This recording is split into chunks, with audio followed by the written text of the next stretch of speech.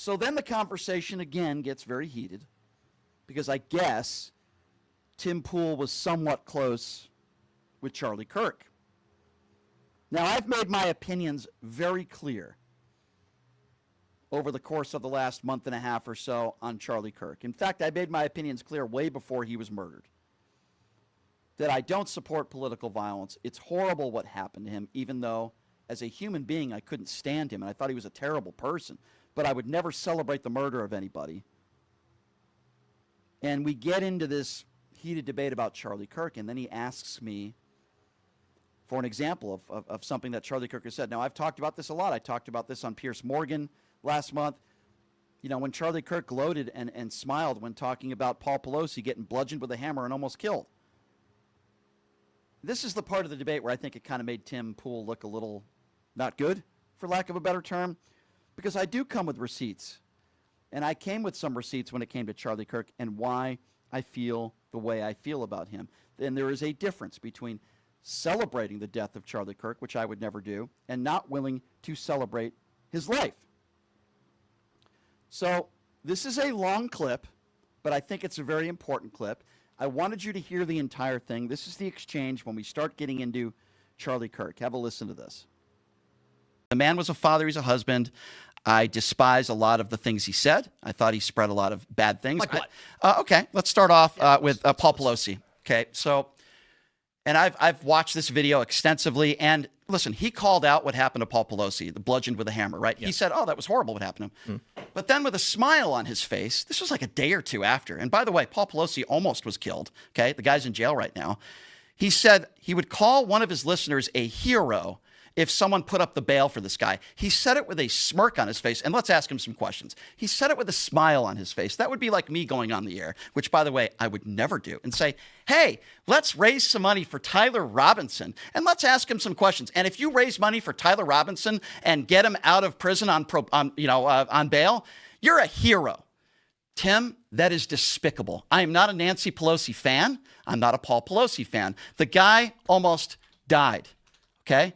I played the clip. You could play it for yourself. I think it's despicable. Yeah, we should play it. Well, yeah. And Brian, real quick, I mean, you're saying that you just disagreed with things he said, but sure. On October 30th, you said he's worse than garbage. Yeah, I thought Charlie Kirk was garbage. I stand by that statement, and I'll give you reasons why. On July 7th, you said you hated him. Yeah. I don't believe you that you just disagreed with things he said. That sounds like okay, wait, hold on a second. I'll happily answer that. I'll defend everything that I've said about. Now, I'm not going to outright defend every component of what Kirk said, but there is a little bit more context. Yeah, I know there's context. Charlie Kirk was saying so this is in the context of not knowing why the attacker did it. The speculation from a lot of people was that there was some illicit activity going on with the Pelosi's. Which was not true. It didn't make sense that they didn't have proper security. Who was this weird guy? Charlie Kirk said, bail him out and ask him some questions. The guy almost died. Now, listen, let me be clear. Let me give you contemporary context matters. You could do a 2-hour podcast, and in 99% of that podcast, you can call out what happened to Paul Pelosi. But with a smile on your face, if you call somebody a hero for bailing a guy out who almost killed somebody, I mean, I'm looking at Politico.com. Like I'm looking at the New York Times. I hate that. I'm looking it's at hard all to these believe. places, and there's a little bit of mention here. For example, Politico says top Republicans reject any link between GOP rhetoric and Paul Pelosi assault. Of course you should reject any link. Why is the Republican Party, why is the conservative movement to blame for gay schizophrenic nudists that are hemp jewelry makers breaking into somebody's home, or maybe not breaking into somebody's home? Why are we to blame for that exactly? See, I got to pause real quick. That's not the clip that I was talking about, but yeah, go ahead. Contemporary, there's more. It's gotcha. another minute. I got you. The contemporary context is what's important. We cannot look back after already knowing the details you know and scoff at a comment made at a time when we didn't know. Okay, but here's what I will say to that. And why is he still in jail? Why has he not been bailed out? By the way, if some amazing patriot out there in San Francisco or the Bay Area wants to really be a midterm hero, someone should go and bail this guy out. I bet his bail's like $30,000 or $40,000. Bail him out and then go ask him some questions. It's not a hero, Tim. No matter what his bail is, they're going after him with attempted murder, political assassination, all this sort of stuff. I'm not qualifying it. I think it's awful. It's not right.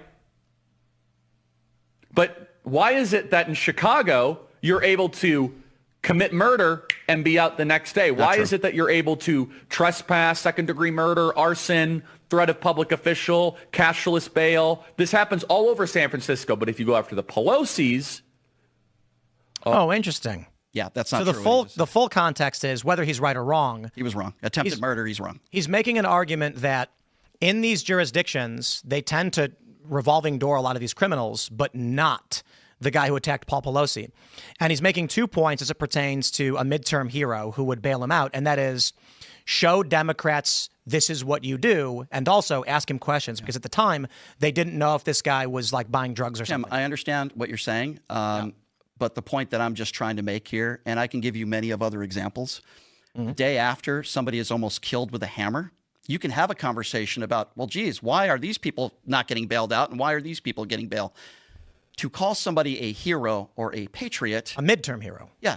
He also a patriot. Just like, you know, I think they'd be a patriot because they would be able to ask this guy questions, which got information, which then affected the midterms. Don't you think it'd be a little bit more prevalent for law enforcement to ask him questions than somebody who bails him out? It's ridiculous. It's immaterial. I give Charlie Kirk's statement here a D-. Okay, I appreciate that. I don't think it was a good thing to say, but I understand the greater context of what he was saying. Albeit Charlie has had many statements where it's like, Charlie, you could have said that a lot better. All right, I'll tell you something. The last 10 seconds of that clip, to get Tim Pool to even admit that was like a win. I thought it was an F-, but whatever. I'll take the win there. Okay, he admits that what Charlie Kirk said was bad. D-. Okay, fine. And by the way, the context was Charlie Kirk lying. Tell me where in the United States of America you could be charged with attempted murder and then get cashless bail the next day. It doesn't pertain to attempted murder. Charlie Kirk was lying.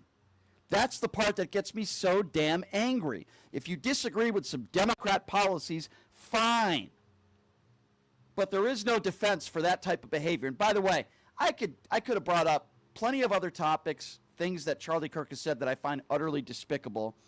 But the conversation gets a little worse, and then his co-host gets involved and makes some really weird comments. But the conversation certainly continues to go down a rabbit hole. Have a listen to this. He's a Republican. He was a Trump. That's not political violence. Okay, well, listen. But I also don't believe your full-throated condemnation when you said you hate him and you believe he's worse than garbage. I think Osama bin Laden was that, and I celebrated. Okay, so there's Why a aren't you difference. celebrating? Okay, I hate people that... He hates people. He admitted it. We got you. He said he hates Charlie Kirk. I don't hate Tim. I don't hate Tim because we're both two bald white brothers. But I actually am enjoying this conversation. Even though I've been called retarded, that's okay. You can't do that. I'm mixed race. You can't. You're oppressing me. Listen, I'm going to be very clear on this, okay?